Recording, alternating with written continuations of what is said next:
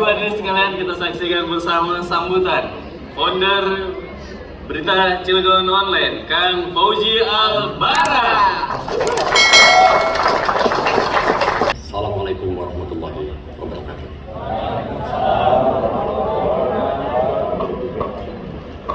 Ini memang harus begini kayaknya setelah 10 tahun. Terima kasih dan tepuk tangan untuk kita semua. Alhamdulillah, syukurillah, wa la hawla wa la quwwata illa billahil azim. Allahumma shalli ala sayyidina Muhammadin wa ala alihi wa sahbihi ajmain. Amma ba'd.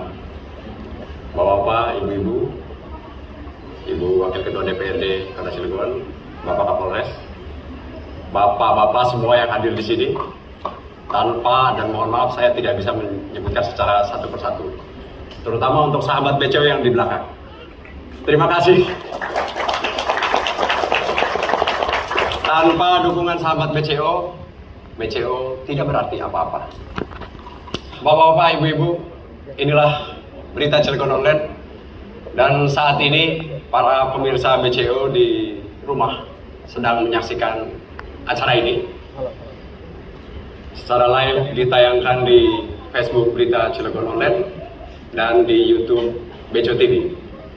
Alhamdulillah sampai dengan saat ini Facebook Berita Cilegon Online ada 160.000 follower dan Instagram BCO ada 132.000 follower. Kalau cerita soal sejarah sebelumnya ya, mungkin agak flashback sebentar. Saya itu adalah wartawan dari tahun 2026. Tahun 2026.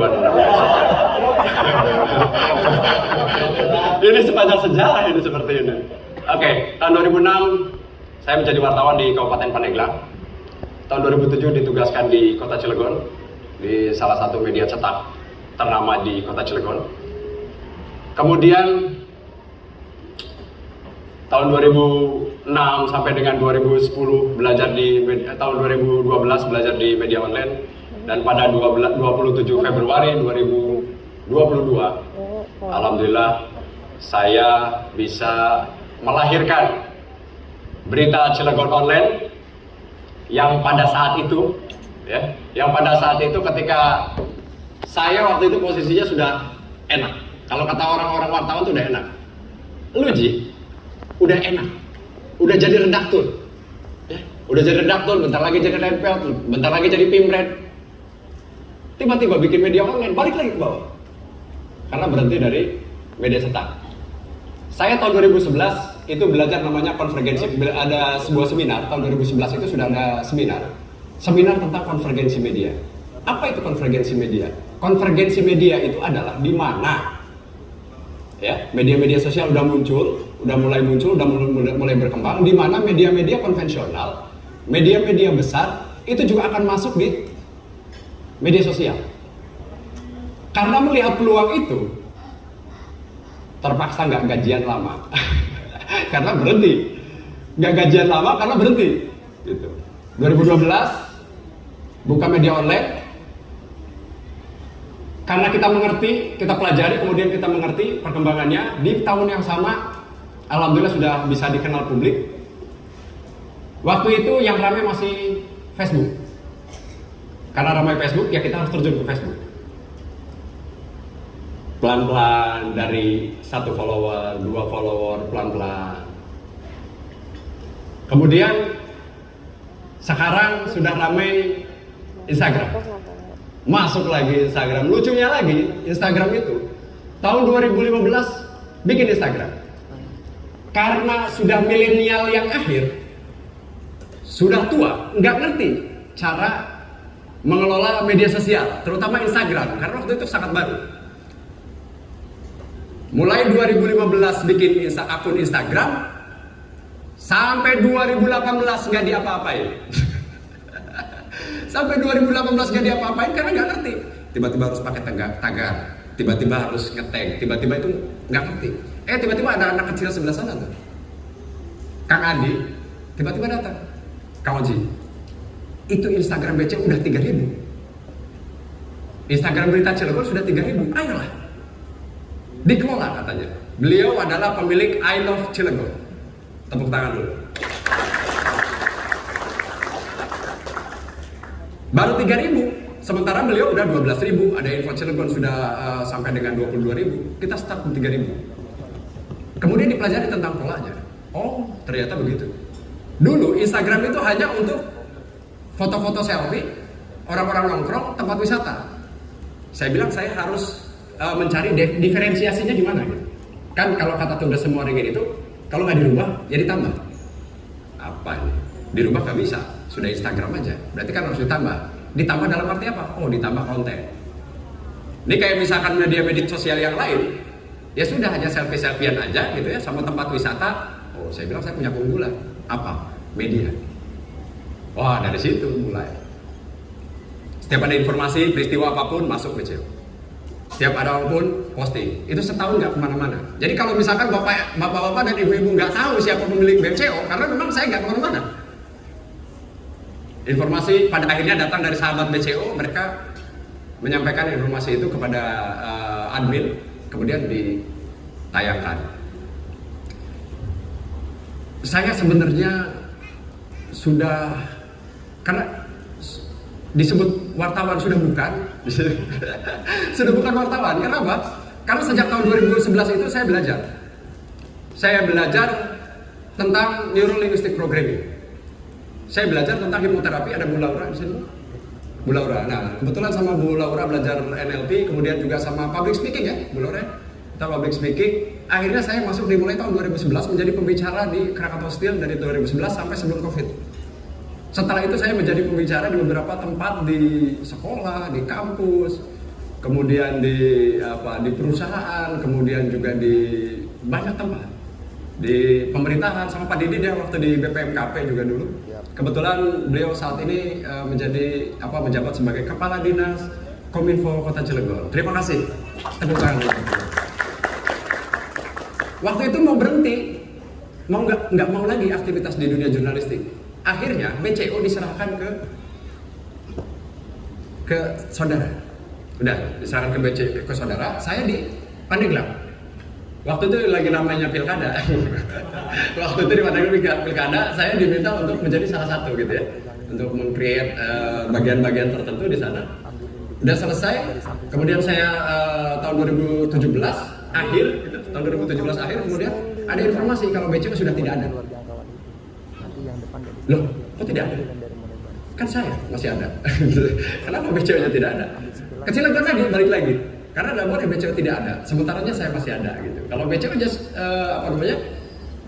kalau saya tidak ada, kemudian BCO-nya ya setelah ini saya tidak ada, BCO harus tetap ada gitu. Akhirnya balik lagi ke Cilegon, benar aja. Jadi masyarakat itu sudah ketika turun ke lapangan, saya turun ke lapangan, mereka nanya, apakah BCO masih ada? Nanya lagi, Ji, BCO masih ada? Nanya lagi, Ji, BCO masih ada? Oh, saya bilang, selama saya masih ada, BCO tetap ada. Kalaupun waktu itu nggak punya apa-apa. Yang tadinya punya kantor, punya komputer, semuanya nggak punya apa-apa. Balik lagi ke nol. Sampai ke orang-orangnya nggak ada. Sendiri. Tahun 2018. Akhirnya ya dimulai karena saya paham tentang bagaimana konsep konvergensi media, paham bagaimana algoritma media sosial, akhirnya pelan-pelan.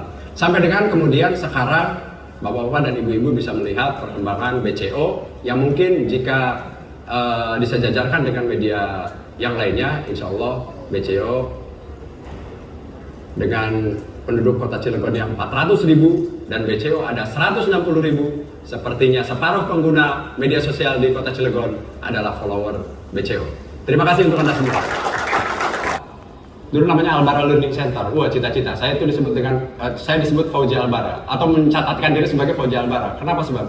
Fauzi Albara itu bukan nama sebenarnya, nama sebenarnya itu Oji Fauzi gitu. Karena kurang bagus ya. Kalau ditulis di buku, misalkan siapa penulis buku ini, Fauzi Albara, agak keren. Kalau misalkan dipanggil, silakan motivatornya adalah Fauzi Albara, nah itu agak keren gitu. Nah akhirnya saya catatkan, saya sebagai Fauzi Albara, saya sudah nulis 2 buku. Buku pertama judulnya Terapi Otak Gizi Buruk tahun 2013, dan tahun 2016 saya tulis buku 260 halaman dalam waktu 10 hari, judulnya Jangan Dibaca. Loh, kenapa buku judulnya Jangan Dibaca? Karena kata jangan adalah sebuah perintah. Seperti misalkan saya sampaikan ke Pak Kapolres, jangan menoleh ke belakang. Apa yang terjadi? Ada apa sih di belakang gitu kan? Pengen menoleh ke belakang. Saya ucapkan terima kasih kepada semua pihak yang mendukung terselenggaranya acara ini. Terus terang, ini adalah acara pertama bagi BCO yang sekarang dikenalnya sebagai media sosial. Padahal kita murni jurnalistik. Saya belajar jurnalistik sampai dengan sekarang mungkin sudah 15 tahun gitu. Nah, balik lagi ke saya sudah tidak tertarik di dunia jurnalistik, tetapi saya pernah dengar Dahlan Iskan bicara. Dimanapun posisi kita, selama kita atau sebelumnya kita adalah wartawan, itu tidak bisa dilepaskan. Semat kita sebagai jurnalis, sematan kita sebagai wartawan itu tidak bisa dilepaskan, kata Dahlan Iskan. Waktu itu saya ketemu beliau ketika beliau datang ke kota Cilegon itu sebagai Menteri BUMN. Ketemu lagi tahun 2015 itu di Batam. Waktu itu kita ada PWI waktu itu Hari Pers Nasional di Batam. Ketemu lagi, kita ngobrol lagi. Itulah kemudian yang memang saya bilang ini saya tetap jadi jurnalis, jadi wartawan, tapi saya ingin memberikan banyak manfaat. Makanya sekarang kalau misalkan bisa dilihat, kita ini launching bukan hanya launching media gitu, tapi juga ada launching, ada BCO Classroom, ada sekarang Yayasan Bina Cendekia Optima, ada kemudian ada apa ya? Jadi lebih kepada seperti bergeser gitu ya ke hal yang lain atau di dunia pendidikan. Padahal BCO tetap saja saya tidak bisa dilepaskan dari dunia jurnalistik. Bicara tentang BCO Classroom. Tahun 2016 saya bercita-cita ingin bangun sekolah, terwujudnya kemarin, bulan Desember tahun 2021. Itu pun karena terhalang Covid, udah 2 tahun terhalang Covid. Kemudian Desember 2021, mantap, udah kita bangun sekolah. Siapa targetnya? Targetnya adalah anak-anak fresh graduate dari lulusan 2019 sampai dengan lulusan 2020 itu. Siapa mereka? Mereka yang nggak mampu kuliah. Akhirnya mereka yang nggak mampu kuliah kita kumpulkan untuk yang pertama kita 10 orang dan alhamdulillah ini udah angkatan kedua. Kita mulai dari bulan apa ya? Lupa. Oh, enggak, sekarang tahun ini Februari ya. Bulan Februari dan saat ini sudah 1,5 bulan. Dan ini yang meng-create acara ini adalah anak-anak BCO Classroom angkatan pertama dan angkatan kedua. Tepuk tangan untuk semua yang meng-create acara ini. Kemudian kedepannya kita bangun yayasan, di situ ada BCO Peduli. Kenapa BCO Peduli itu kita akhirnya buat? Karena ini banyak masyarakat Kota Cilegon kalau misalkan ada yang kena musibah, ada yang misalkan rumahnya roboh, ada yang sakit, itu ke kita. Dari mulai kucing hilang sampai dengan kadang kucing yang masuk sumur, ular sampai tawon itu harus dibagaimanakan, itu nanya ke kita. Dan cenderung BCO tolong dong itu tawon katanya diselesaikan. Wow, gitu. Seolah-olah BCO bisa menyelesaikan semuanya. Kita juga minta maaf nih Pak Kapolres, seringkali kita menginformasikan sesuatu yang berkaitan dengan kinerja Pak Kapolres. Cuma memang Pak Kapolres ini kalaupun di telepon misalkan dihubungi sama Aji Ramadan, mana Aji Ramadan nih, Jenderal Lapangan BCO. Ini Aji Ramadan itu 1 orang. Jadi wartawan BCO itu di Cilegon itu 1 orang. Tapi sudah seperti 10 orang. Memang nggak pernah tidur tuh anak itu. Berangkat lagi gitu kan. Terima kasih kepada Teater Ruang Kita. Ini juga Haroni sebagai dari Teater Ruang Kita juga. Tanpa bantuan teman-teman dari Teater Ruang Kita dan komunitas-komunitas yang lain, kita tidak berarti apa-apanya. BCO ini tidak berarti apa-apa.